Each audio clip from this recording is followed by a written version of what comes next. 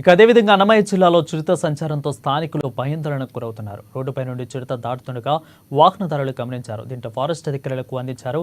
చిరుత సమాచారంతో వాహనదారులు అప్రమత్తంగా ఉండాలని ఫారెస్ట్ అధికారులు సూచించారు.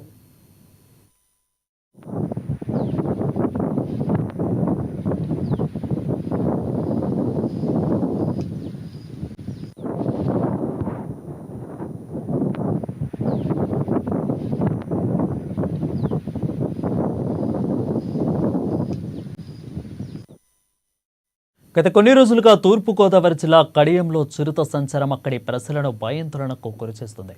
చిరుత ఆచూకీ కోసం అధికారులు గాలిస్తున్నారు.